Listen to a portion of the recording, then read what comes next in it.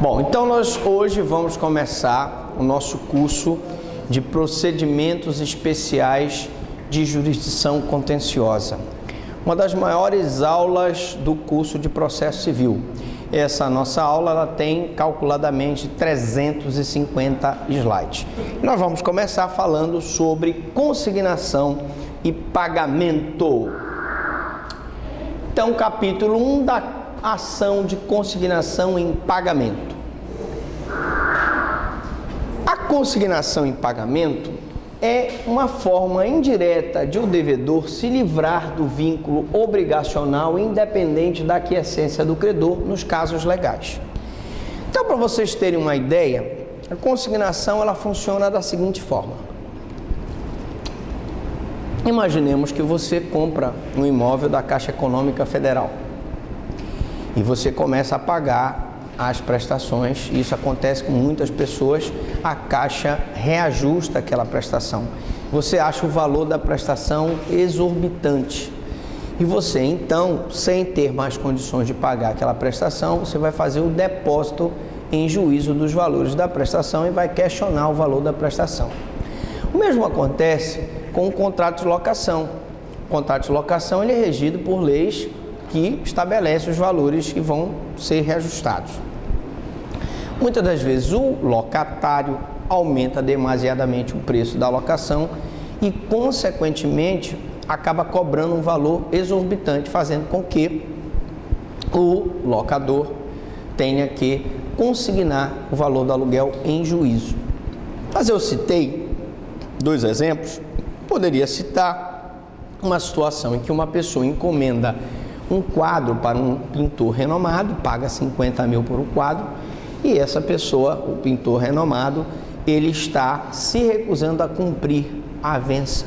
Então ele vai depositar os 50 mil em juízo para que a parte contrária cumpra a sua obrigação de entrega desse quadro. Eu posso ter várias situações de consignação em pagamento. Então, quando eu digo forma indireta de o devedor se livrar do vínculo obrigacional, é porque se ele não depositar o valor em juízo, não consignar esse valor em juízo, ele vai ser constituído em mora. E para evitar a mora, ele vai então fazer a consignação em pagamento nos casos legais. O pagamento por consignação só terá eficácia liberatória quando concorrerem em relação às pessoas, ao objeto, modo e tempo, todos os requisitos legais, tá? Então, não adianta você consignar um valor em juízo que seja muito inferior à obrigação, que o juiz não vai dar como preenchido o requisito da consignação, tá? Você tem que preencher os requisitos legais para poder consignar o valor em juízo, tá certo? Quais seriam então?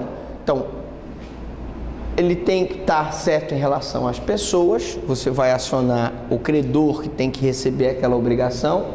Ao objeto, era o quadro que ele contratou, era a prestação da casa própria, era o aluguel. O modo de entrega era para ser entregue na residência do credor ou era para o credor levar na residência do devedor?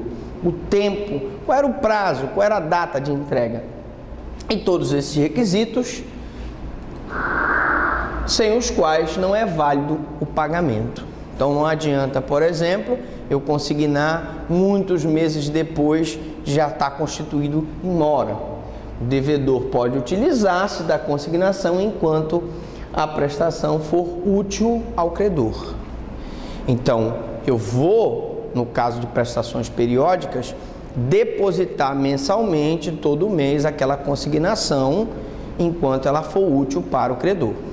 Se é uma casa própria, eu vou depositar todo mês o valor que eu tenho que pagar para a Caixa Econômica, por exemplo, sabendo que no final eu posso ter a seguinte situação: a Caixa Econômica pode ganhar e aí eu vou ter que complementar esses depósitos, ou pode perder e aquele valor depositado pode ser arrecadado no valor que o juiz deferiu que foi a obrigação, tá? Então, enquanto for útil ao credor. Então, vamos ver as hipóteses que autorizam a consignação. Eu tenho a mora acipiende quando a dívida for postável, tá? Só ajeite aí, é postável, tá? E mora acipiende quando a dívida for quesível, tá? Então, ela é quesível, nós vamos ver daqui a pouquinho, quando a obrigação tem que ser cumprida no domicílio do devedor. E ela é postável quando a obrigação tiver que ser cumprida no domicílio do credor. Explico. Num contrato de locação, ou o locador que mora em Ananindeua vem em Belém para receber o valor em Belém, ou o devedor que mora em Belém, onde o imóvel está, vai pagar o aluguel lá em Ananindeua. Se a obrigação for no domicílio do devedor, quesível. Se for no domicílio do credor, postável, tá? Outra hipótese: devedor não pode receber quitação válida. Vamos supor, e aí eu estou mostrando aqui alguns exemplos, algumas hipóteses de consignação, que eu tenho a seguinte situação: a pessoa alocou um imóvel, esse imóvel pertence a um senhor, e esse senhor falece. E ao falecer, ele deixa 3 filhos. A pergunta é: qual desses filhos vai receber o aluguel? Qual desses filhos pode dar quitação do valor recebido? Sinteticamente, nessa hipótese, eu teria que ter um inventário e partilha dos bens, teria que ser nomeado inventariante, e nessa hipótese era o inventariante que seria a pessoa indicada para dar a quitação. Mas enquanto o devedor não pode receber a quitação válida, ele vai ajuizar uma consignação em pagamento. Dúvida quanto à titularidade do crédito. Outra questão também é a titularidade do crédito. Quem é que tem que receber? É a Maria? É o João? É o Pedro? Quem são os herdeiros? Tem os herdeiros visíveis, mas tem um outro que está entrando com uma investigação de paternidade para provar que o cidadão falecido é pai dele. E aí esse herdeiro será um herdeiro que está ali na penumbra, como um fantasma, assombrando os outros herdeiros. Nessa situação eu vou me valer da consignação em pagamento. Não tem uma dúvida quanto quem vai receber o crédito. Litígio sobre o objeto do pagamento. Ou eu vou litigar porque o valor do aluguel está muito alto, foi reajustado acima dos parâmetros, ou eu vou litigar porque a prestação da casa própria está muito alta, ou eu vou litigar porque a especificação do quadro não é como eu indiquei, ou eu vou litigar porque aquela escultura que eu fiz o contrato não está na especificação que eu estipulei em contrato. Então eu tenho um litígio sobre o objeto do pagamento, tá bom? Então eu tenho uma situação em que pode envolver domicílio do credor, domicílio do devedor, devedor que não pode receber quitação, dúvida quanto à titularidade do crédito e litígio sobre o objeto do pagamento. Essas são as hipóteses da consignação em pagamento. Modalidades da consignação em pagamento. Muita gente não sabe que a consignação em pagamento se divide em judicial e extrajudicial. Uma pergunta que poderá vir na prova: cite e explique as duas modalidades de consignação em pagamento. Eu tenho a extrajudicial, que como o próprio nome diz, é aquela que ela não é realizada em juízo, é aquela em que eu vou depositar uma quantia líquida e certa numa conta do banco e vou notificar o credor através de aviso de recebimento. Ou eu posso ter a notificação judicial, quando eu não puder fazer extrajudicial, ou quando eu fazendo a notificação extrajudicial, o credor, ao invés de receber a quantia do banco, se recusa a receber a quantia, alegando, por exemplo, que a quantia está abaixo do valor que deveria receber. Tá bom? Bom, então vamos ver então a notificação.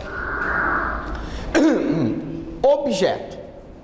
Somente, qual é o objeto da notificação, da consignação em pagamento? somente a obrigação de entregar coisa ou de pagar quantia. Consignação só pode ter como objeto a entrega da coisa ou pagamento de uma quantia. A prestação há de ser líquida e certa. Eu tenho que ter um valor líquido, porque se ele for ilíquido, eu tenho que entrar com a liquidação de sentença para só depois entrar com a consignação em pagamento. E certo, ou seja, já venceu, tem que ser pago, tá certo? Ainda que em determinada coisa. Por que em determinada coisa? Porque na hora que eu contrato um quadro, eu posso até dizer para ele, olha, eu quero que tu faças um quadro com uma paisagem lá do Marajó, de Soure, de Salvaterra, uma praia. Mas isso é indeterminado, porque quem vai criar é o artista. Mas os 50 mil que eu vou pagar no quadro é certo. Os 50 mil vão vencer no dia 30 de janeiro. Então eu tenho que pagar no dia 30 de janeiro. E o quadro terá que ser entregue no dia 5 de fevereiro, tipo assim, alguma situação desse sentido. Ou eu pago dia 15 de janeiro uma metade, depois na entrega eu pago a outra metade. Mas a obrigação é líquida e certa. Logo, ainda que em determinada coisa, a prestação deve ser líquida e certa.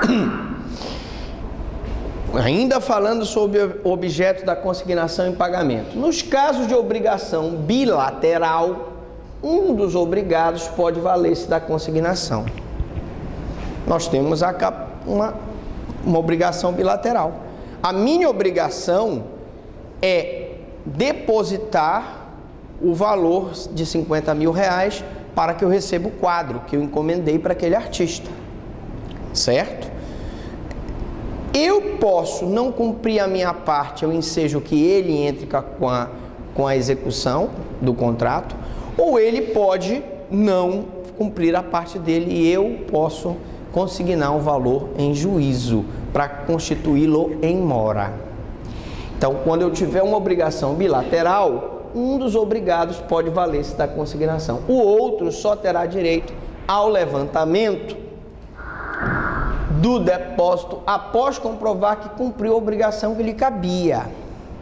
E aí nós temos a seguinte situação: o cidadão deposita os 50 mil, cumpre com a obrigação dele, e esses 50 mil só pode ser levantado pelo grande pintor que vai elaborar aquele quadro depois que ele entregar o quadro.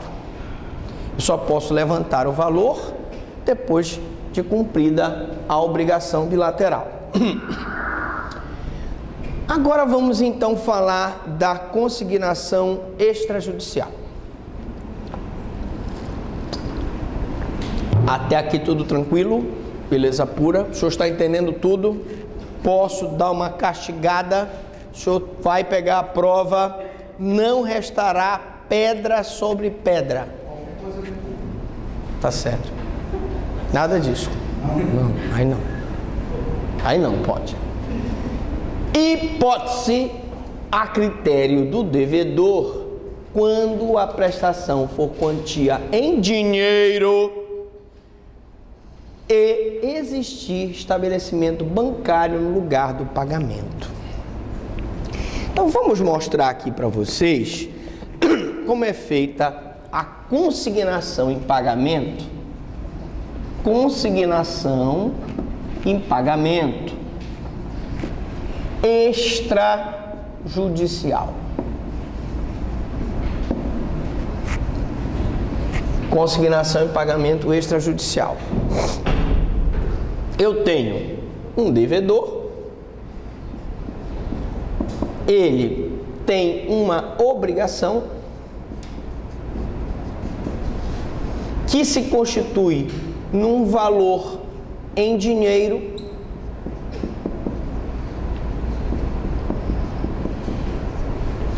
e ele então procura um estabelecimento bancário, deposita esse dinheiro no banco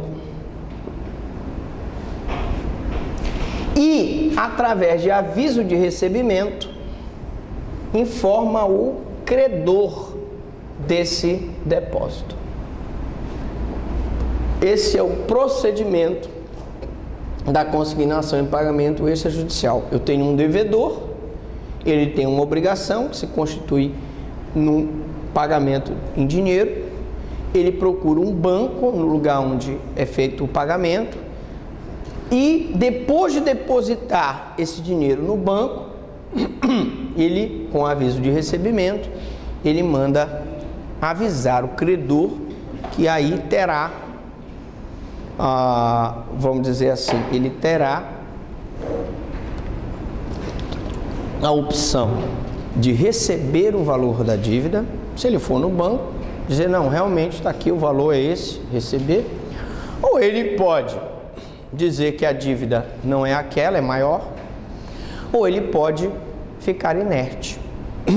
Nesse caso, então, nós vamos ver que o devedor terá 30 dias para consignar em pagamento, fazer a consignação em pagamento judicial. Mas vamos com calma. Então, hipótese do devedor, quando a prestação for quantia em dinheiro, está aqui o cifrãozinho, e existe estabelecimento bancário no lugar. Aí, outros pressupostos. Eu tenho que ter um credor certo, capaz e solvente. Esse credor aqui, ele tem que ser certo, ou seja, é o João, é o A, é o B. Capaz, eu não posso ter uma pessoa com problema mental, eu não posso ter um menor de 18 anos, não posso ter uma pessoa incapaz, não posso ter um silvícola. E solvente. Solvente é aquela pessoa que tem condições de estar certo, capaz e solvente. Solvente. Certeza quanto ao objeto da obrigação. Era 50 mil reais que ele tinha que pagar pelo quadro e ele fez o depósito em dinheiro no banco de 50 mil reais. Há a certeza quanto ao objeto da obrigação. Beleza? Então, outros pressupostos. Tem que ter o banco no local, o credor tem que estar certo, tem que ser certo, capaz e solvente, e a certeza quanto ao objeto da obrigação. O credor é cientificado do depósito através de um aviso de recebimento. Havendo recusa manifesta, ele pode dizer, não vou aceitar isso aqui. Isso não é não é para mim, não é meu crédito. O devedor poderá ajuizar consignação em pagamento no prazo de 30 dias, tá? Então, se ele aceitar, resolve-se através de uma consignação extrajudicial. Se ele não aceitar, o devedor tem que entrar com a consignação em pagamento judicial. Detalhe: só posso utilizar a consignação em pagamento extrajudicial se for dinheiro, tá? Porque eu não vou depositar uma obra de arte no banco, não vou depositar uma escultura no banco, tá? Ok? Dinheiro, coisa certa. Bom, aí nós vamos ter, não fazendo, a obrigação continua em aberto. Então, a consignação extrajudicial, se o devedor não entrar com a judicial, a obrigação continua aberta em relação a esse credor. Beleza? Agora vamos falar da judicial. Vamos falar da judicial. Consignação em pagamento judicial. Necessariamente, quando a obrigação tiver por objeto coisa diferente de dinheiro, e aí nós já estamos vendo que a consignação extrajudicial só admite o dinheiro. Quando não for possível utilizar a via bancária, ou também porque eu não tenho como utilizar a via bancária porque na cidade não tem banco, ou quando o devedor não tiver logrado êxito com a consignação extrajudicial, não conseguiu aqui resolver com essa consignação extrajudicial, pode seguir o procedimento previsto no CPC ou em se tratando de consignação de aluguéis e encargos. Vamos primeiro mostrar aqui o procedimento previsto no CPP da consignação em pagamento. Eu posso apagar isso aqui? Eu vou apagar a consignação extrajudicial e vou escrever aqui a consignação judicial. Então vamos colocar aqui consignação judicial. Bom, a consignação judicial começa com a ação de consignação em pagamento, né? Uma ação de consignação em pagamento. Não, obrigado.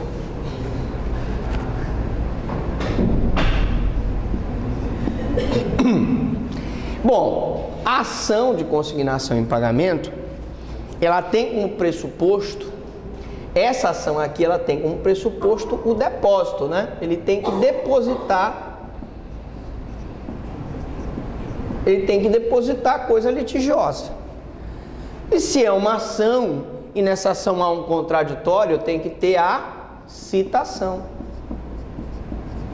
para que o credor possa apresentar a contestação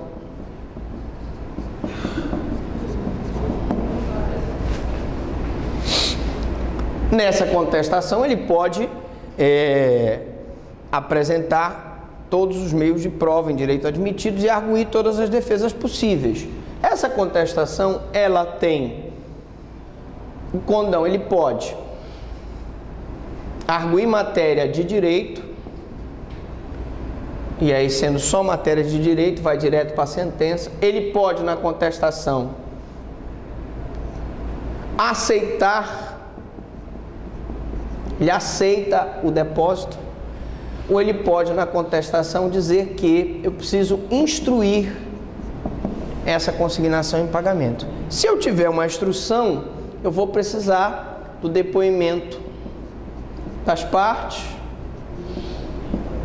e de oitiva de testemunha. Normalmente a consignação em pagamento, ela é só de matéria de direito. Se ele aceitar, ou se for matéria de direito e depois da instrução, nós vamos ter aqui a sentença. Se ele aceitar, a sentença vai ser homologatória. Se ele arguir matéria de direito ou depois da instrução, essa sentença poderá ser atacada pelo recurso de apelação. Essa é a consignação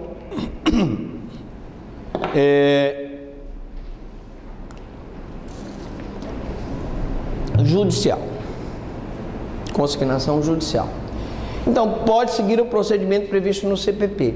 Procedimento no CPP, consignação em pagamento, ação que tem como requisito o depósito da coisa litigiosa, citação, ele tem um prazo para contestação, tá?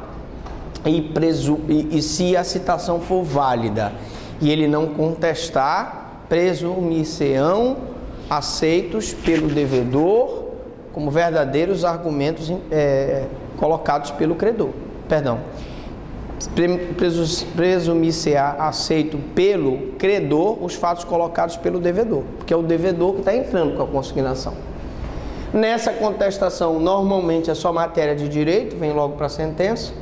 Nessa contestação ele pode aceitar, ou nessa contestação ele pode pedir a instrução. A contestação pode arguir qualquer matéria em direito admitida, pode arguir exceções, pode arguir litispendência, coisa julgada, exceção de competência, etc.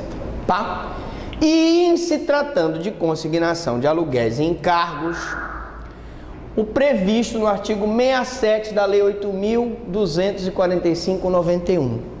Professor, o que diz aí essa lei?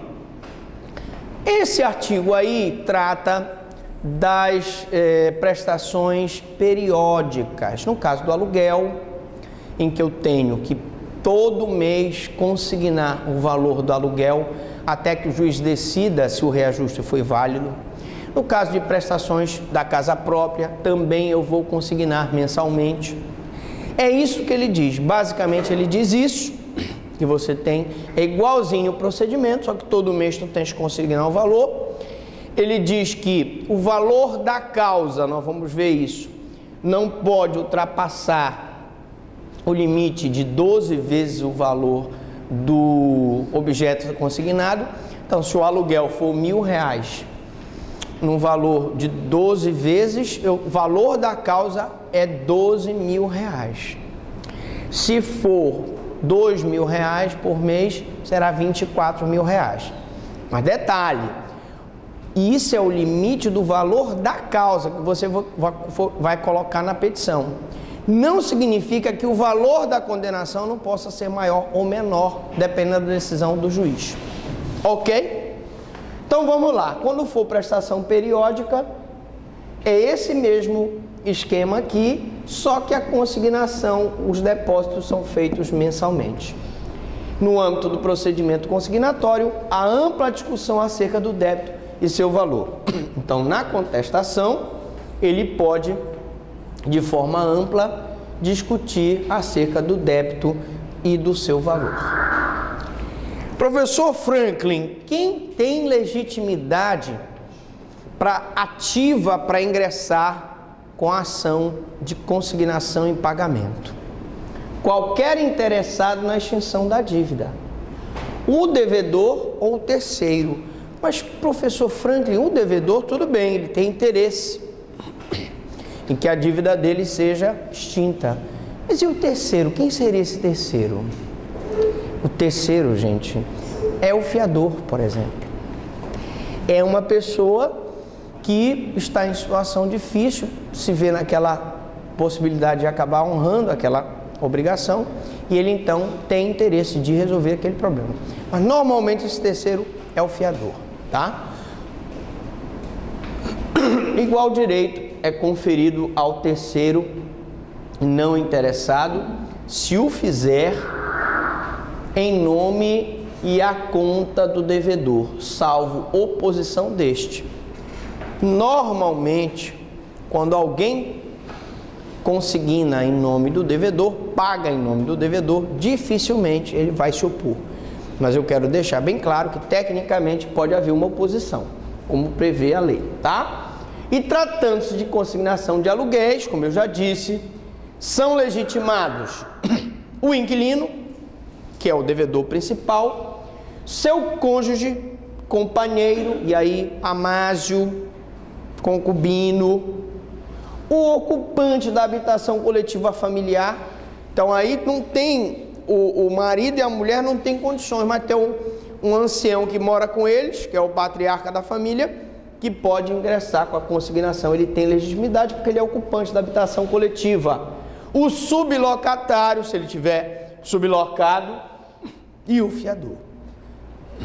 O fiador, como eu disse, geralmente é o que corre para entrar com a consignação. Legitimidade passiva. Contra quem eu posso propor a consignação? Perigo. O credor conhecido, ou quem alegue tal condição, ou ainda o credor incerto, havendo dúvida quanto à titularidade do crédito, né? Então eu tenho aqui o credor conhecido, e a citação vai ser dele, do credor conhecido, o conhecido. Mas eu posso ter um credor desconhecido, que eu vou chamar ele aqui de credor fantasma. Eu vou desenhar aqui um fantasminha, e ele é o credor desconhecido. Mas como, professor? Como desconhecido? É simples. Lembra da história do aluguel? O de Cujos alugou o imóvel dele e morreu. Fica então os 3 filhos conhecidos Mas tem um ali que entrou já com investigação de paternidade. Ele é um credor? Não se sabe, né? Não está, ainda está tramitando a ação de investigação de paternidade. Tá bom? Então, havendo a dúvida quanto à titularidade do crédito, ter-se-á a formação de litisconsórcio passivo necessário entre aqueles que se intitulam credores. Então, eu vou chamar o A, o B, o C, que são os filhos declarados da pessoa, e mais o credor desconhecido, porque aquele que ingressou com a investigação de paternidade